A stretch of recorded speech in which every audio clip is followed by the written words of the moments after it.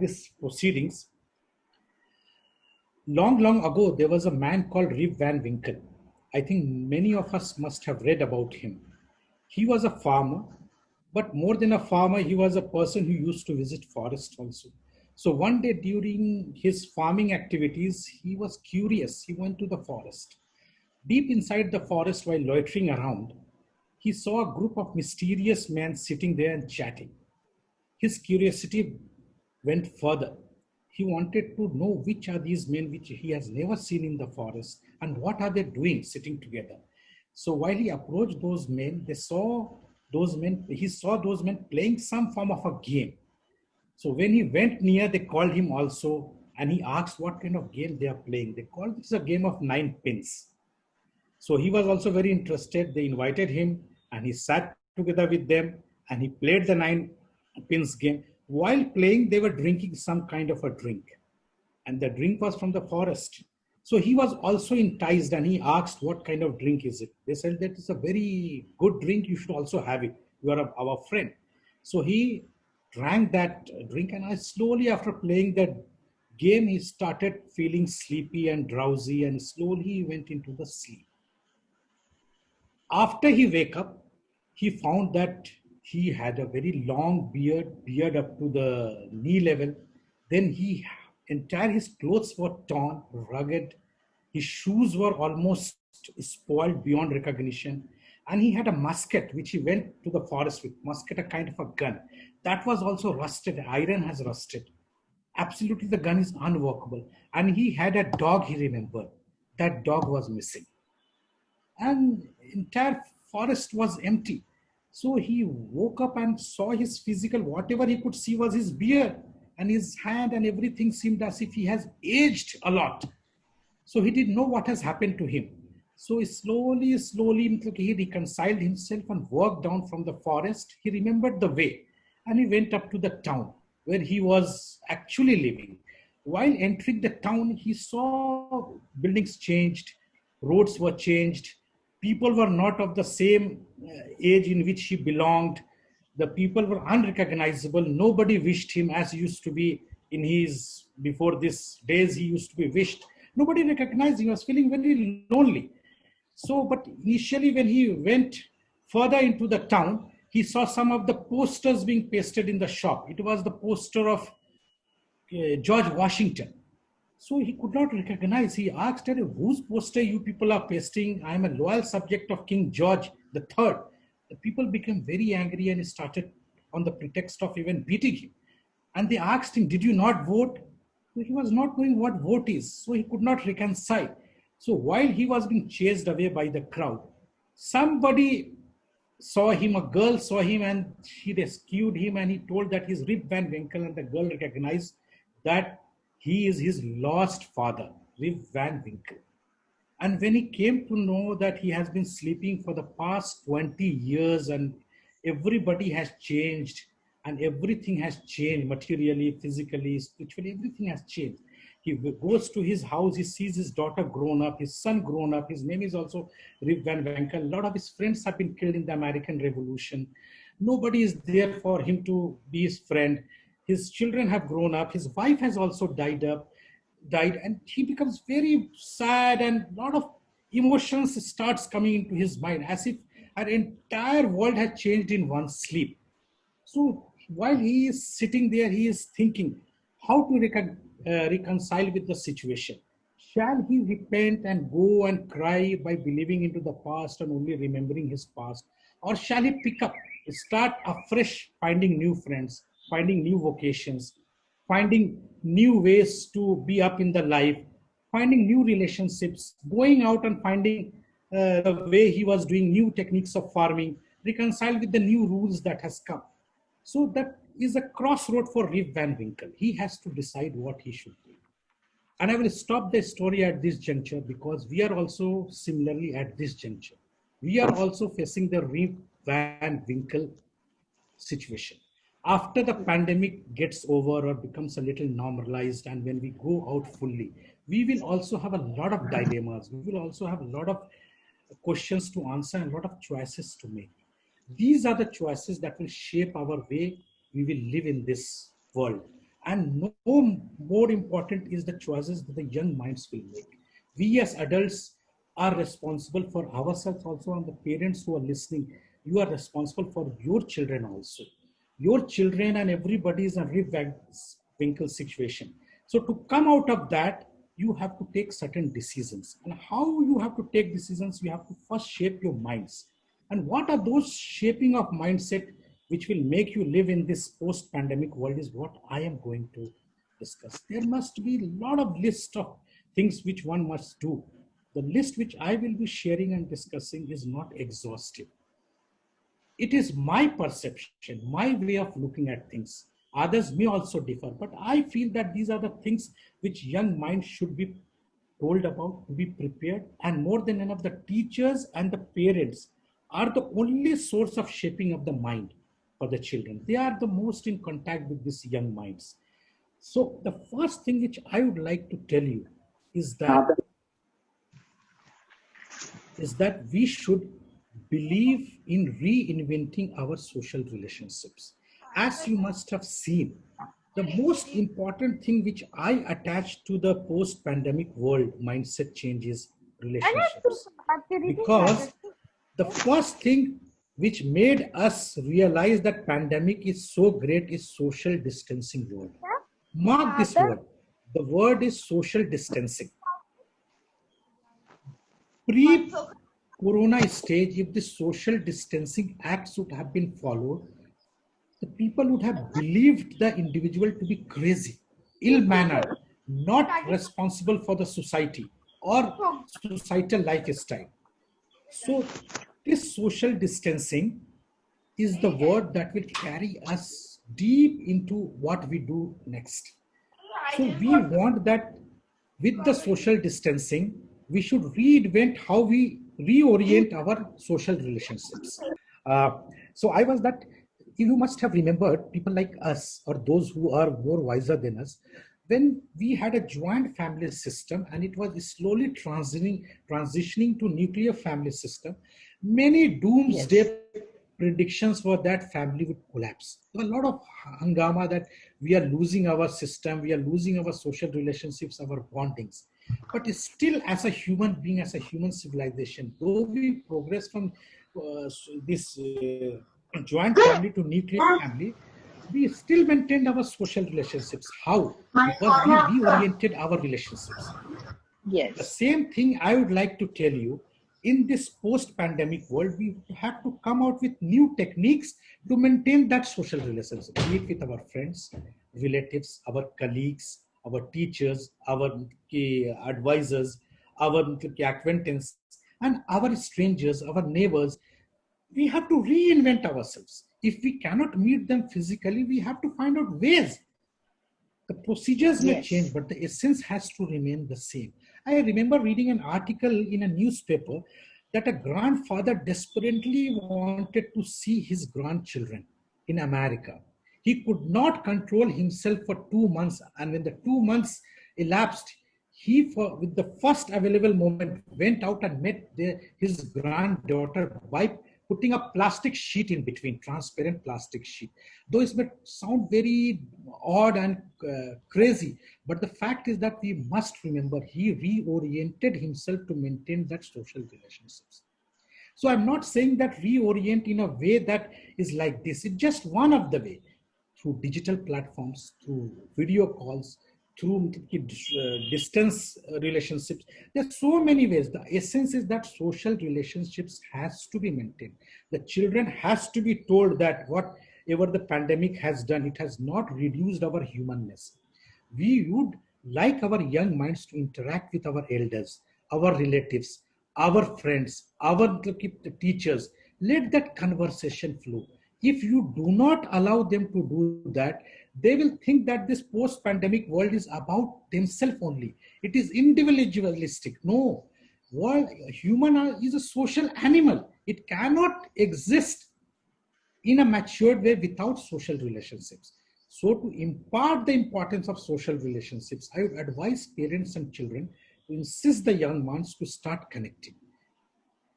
The method, the procedure, and the innovation is yours. In what way you want them to connect, It is up to you, but make them connect. Do not let the pandemic come in the way of social relationships. That is what my first advice would be to young minds. We should not become robotic. We should remain human and we should retain our humanness. Second thing that will change, and I'm very much concerned about, is the health aspect of the young minds. Earlier, before the corona, health of the children was not a big issue. Why? Because they went to the school. The school took some part of the responsibility. They used to play, mingle with the children, and they used to do a lot of physical activity. Even after coming to the home, they used to play with their neighbors, or they play, go to the park. They used to do a lot of activity, but it has all ceased for the last 6 months or so. So the health aspect of children, both physical and mental, is of prime concern. Physical health has to be given importance. How? Again, I will tell you, the procedure will vary from person to person. Like I will say, one of my friend has started an online physical activity for his children. The hobbies they can take online, or exercises or running or walking, whatever is there, to suit your needs. Some reorientation has to be done. Then second is the mental health. Mental health is a incoming danger, the silent danger that is creeping slowly into our ecosystem. Let us not, we can make it an easy sounding word. A mental health induced person may seem normal, but the fact that whatever goes inside their mind, you may not come to know. So, with all these digital platforms, 5 hours of classes, and then after that, again, homeworks on the same platform, and then interaction through the digital platform, there is no face to face connection that old with, it will have a telling effect on the children. And I can tell you, I was reading somewhere, if you put on that wire 5 hours inside your ear, and that vibrations of the sound, that also has an effect, because prior to 6 months you are not going through this technological changes or the changes which you are going through this digital medium of communication. So it will have effect mentally and physically on the children. So do not allow your children to go into obesity or go into this sedentary habits, or go into a kind of a negative atmosphere where he feels that there's no world existing except the digital world. I know it's a challenging situation, but every parent and teacher must come out with innovative solutions to that. It is a silent epidemics which is rocking every household. The earlier we sound alarm for that, it is better for the children, young man. This is the second thing I wanted to tell you. Third thing which will change in the post-pandemic world, and it is bound to change, is the way education is seen, the way it is transferred, the way it is produced, the way it is imparted to the children or the young mind, will have a revolutionary change. It has already revolutionized. The future is digital. I am seeing, visualizing a world in which the school will not exist physically. Let me tell you, it may sound very crazy. 10 years down the line, when Elon Musk wanted to make rockets and send it to space, people started laughing at him. They said that you cannot compete with NASA. And today, just 1 month back, he collaborated with NASA and sent the spacecraft to space, and it was successful. And again, he's designing the entire project for Mars. So what? Driverless cars, it was frowned upon, it was a joke, people used to say 10 years back. It would be a reality, and in a future, I'm telling you, people would be penalized for driving. They used to be challaned by the police department that why you are driving your car when the accuracy of artificial intelligence driver is 100% and your accuracy is 50%. How can you drive? You can be jailed also. Things are changing every day. So is the education. If anyone would have seen the National Education Policy 2020, you must have realized that it has three main important components which will drastically change the way the young minds will learn. One is cross-sectoral education. Cross-sectoral education is the future. Interdisciplinary education is the future. I will tell you one example. Today I wrote a post on LinkedIn about the same thing. If you look at the history of the knowledge of the entire civilization, right from the Sumerian civilization to the Akkadian, to the Assyrian, to the Babylonian, to the Greek civilization, to the Islamic civilization, to the Indian civilization, to the Chinese civilization, the history of knowledge has only one link. It was interdisciplinary. Socrates, you cannot bracket as a mathematician or as a medical practitioner or a historian or a geographist. He or as a philosopher, he was interdisciplinarian. Every great stalwarts of the ancient era used to be an astronomer, used to be a mathematician, used to be a philosopher, used to be a doctor, used to be a literary giant. They used to have minds in every area. That is the reason they had such broad spectrum of mind. You cannot bracket Socrates or Plato or Aristotle or Ibn Khaldun or our the great Aryabhatta as mathematician or anything into a particular bracket. They were polymath. Polymath. They had ideas in all fields. So cross-sectoral interdisciplinary is the future for the children. A future in which you cannot tell that Miss Vani is a doctor. She can be a mathematician as well as a doctor. She can be a doctor who will research in artificial intelligence, how to create a mass-based healthcare for everybody, cost-effective healthcare for everybody. She will be a mathematician. She will be a statistician and also a doctor. She can be a musician as well as a doctor, engineer. So cross-sectoral. While studying physics, I can also take history and become a historian. Because that broadness of the thought which it will give to the student is mind-boggling.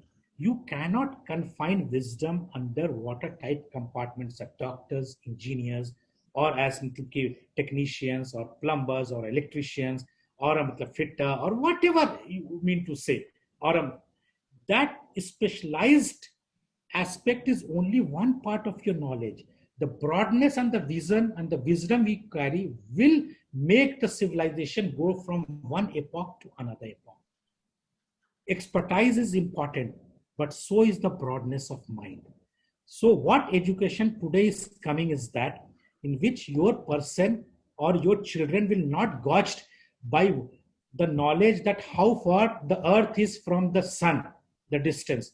They will be gauged by the fact that why only rotation takes place, why only revolution does not take place. Why is it necessary and revolution rotation is important in life? It could happen stationary also. Those are the areas in which people will progress. Or everything will be answered by Google and artificial intelligence. You don't need to learn when was Washington born. 20 years back, that was the knowledge. People used to be very happy. You better tell me one poem. And he used to recite that poem, Johnny, Johnny, yes, Papa. And people used to be very happy in the house. How big is the moon? How wet is this one? That knowledge is passing.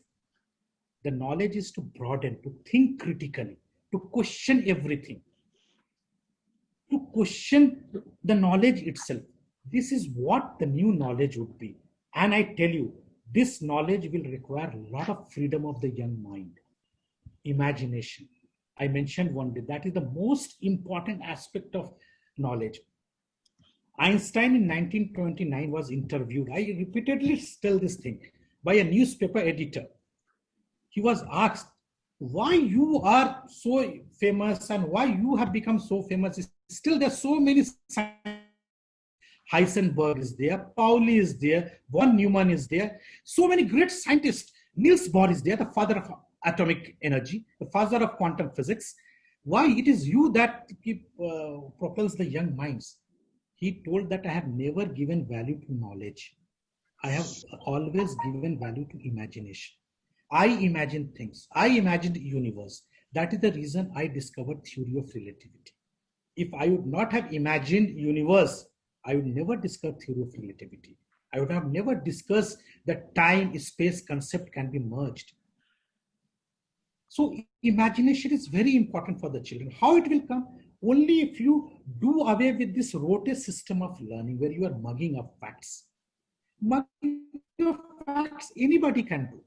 That is not the test of your knowledge. The test of your knowledge comes when you can solve problems of the society, where you can give certain epochal thinking to the society. You tell me in the last 100 years, how many philosophers have you produced in our country or in the world? You will be amazed to see that in the field of literature or anywhere, such giant things.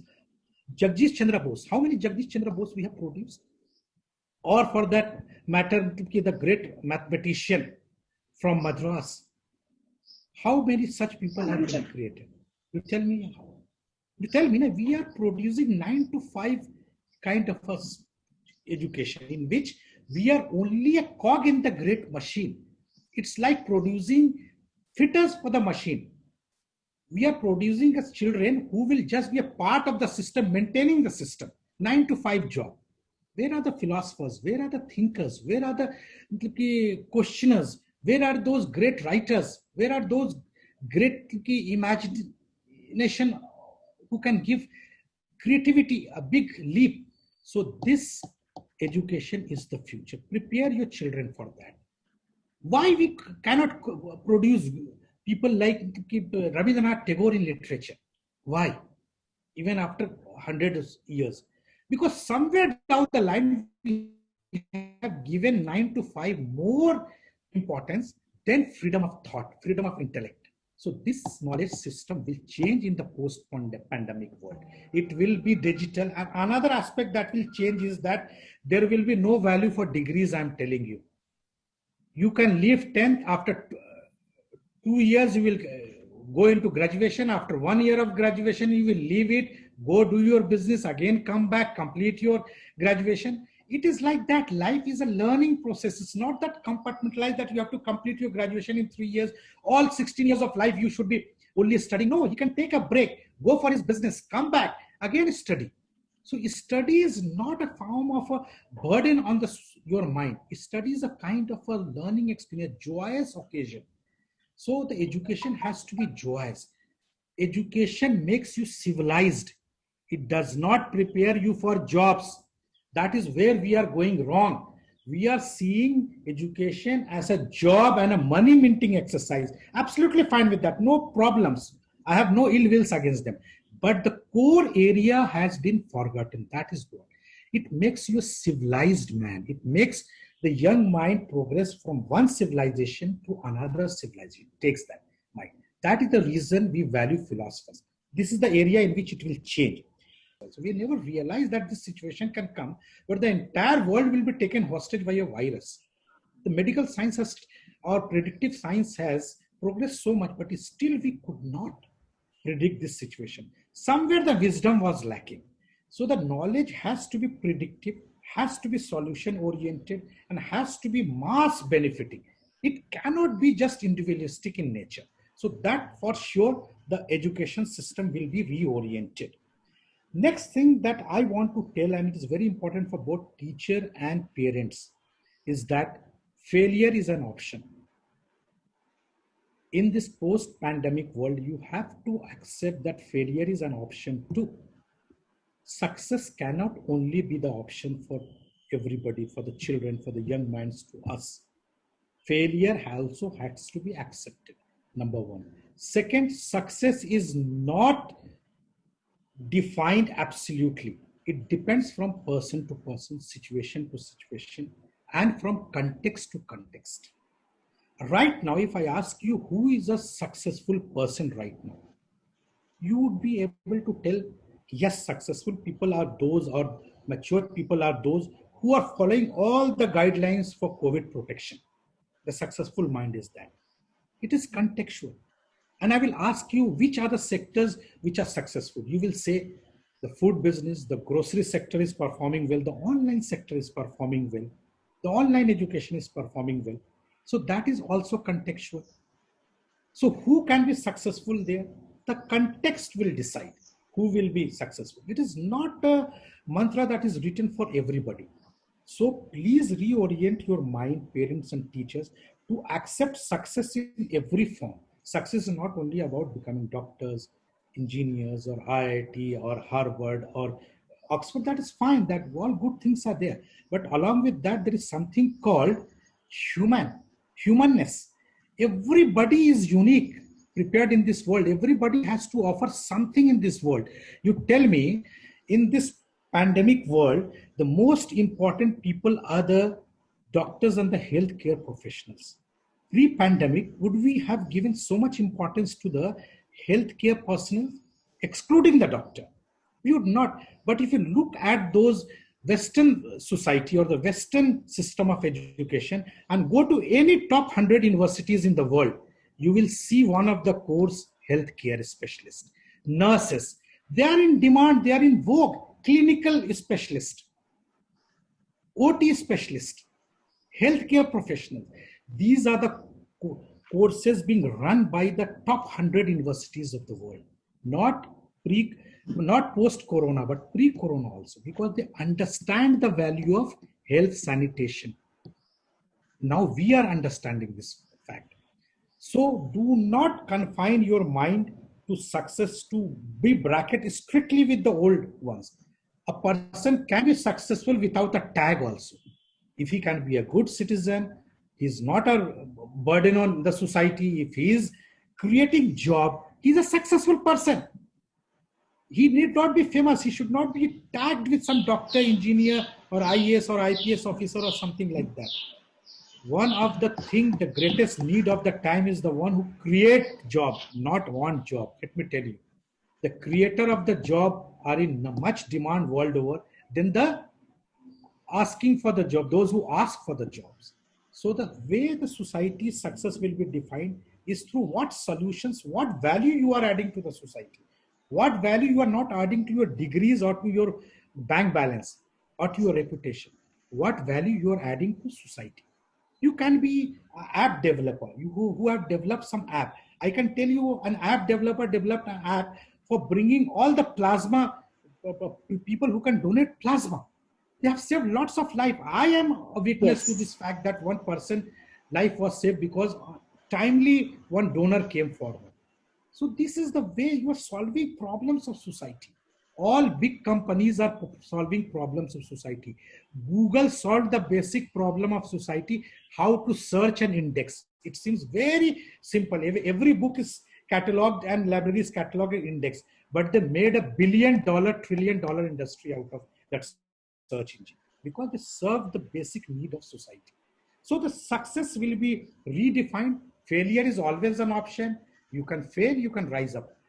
The classic example I will give is about Diego Maradona. Everybody knows about Diego Maradona, arguably the best footballer ever. In 1982, he was an 18-year-old guy whose fame was so much that the whole of Argentina was going to be crazy about his footballing skills. They thought that this gentleman will do something in this 1982 World Cup of Spain. You know, in the first match, with the first ball coming to him, he tried to dribble. And one player pushed him so hard and injured him so badly that he was taken on the stretcher and he could not play the entire World Cup of 1982. Imagine the mental condition of Diego Maradona. Imagine the mental condition of his fans. And the whole world must have collapsed before him. But he did not give up. 4 years afterward, in 1986, he won the World Cup for Argentina. And that is regarded as the greatest football show ever by Diego Maradona. The hand of God goal, the greatest goal. So 4 years down the line, there are hundreds of examples where failure is an option. How you rise from the failure, that is for the teacher and the parents to inculcate that in the mind of the young minds. That failure is absolutely an option. First time you can be failure, no. You can fail 3 times, 4 times. But how you rise up, that has to be imbibed in the young minds. And that is very much related to the mental health of the children. That I wanted to tell you. Last, leadership qualities among the children.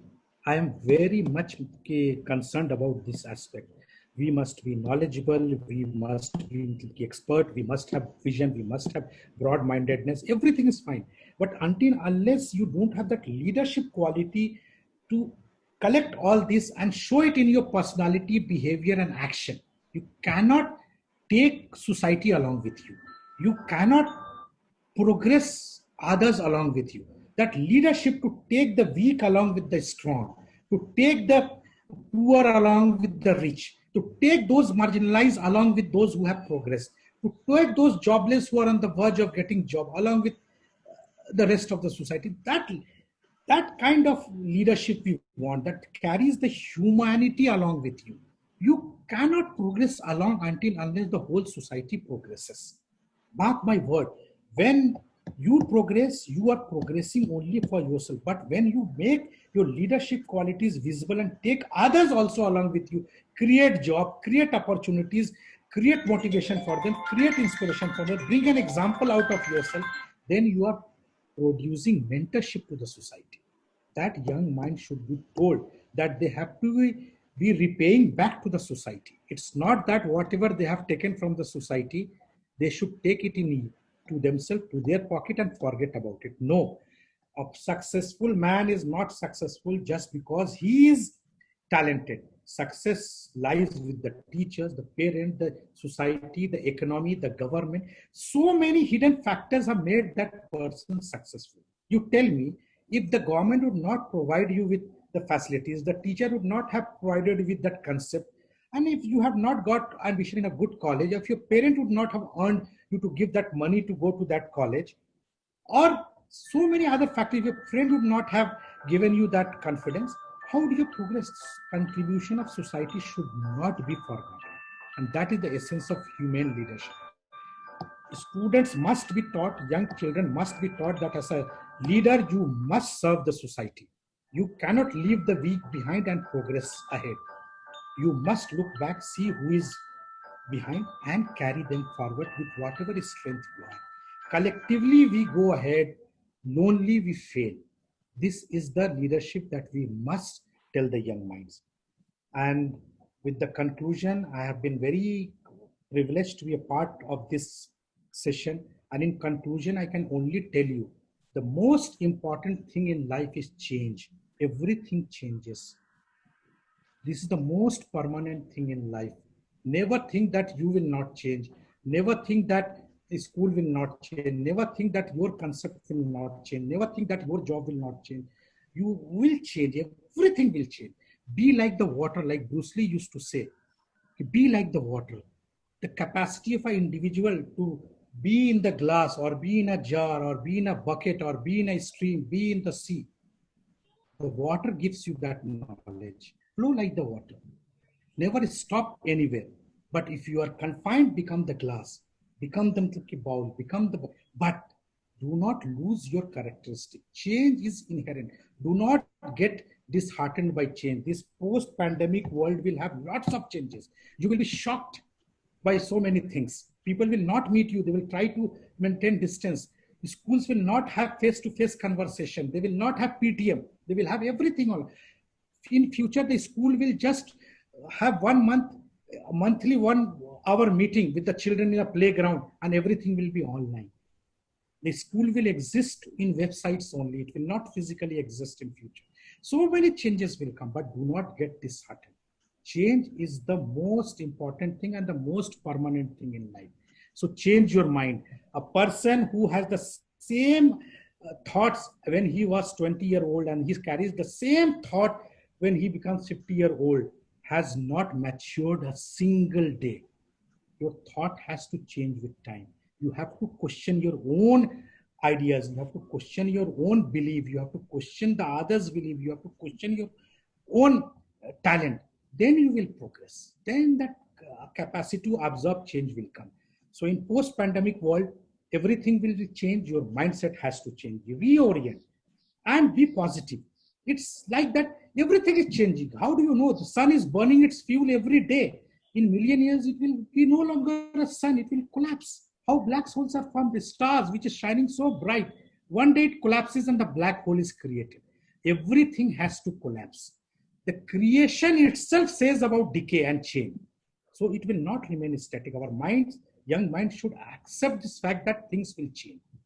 And with that change, you have to adapt. How to adapt? That process will come with wisdom, with knowledge, and with imagination. That is what I wanted to tell the parents, the teachers, and the students. And I'm very happy that I could share whatever I wanted to say and whatever I knew from my experience. Thank you all. Stay safe and stay blessed.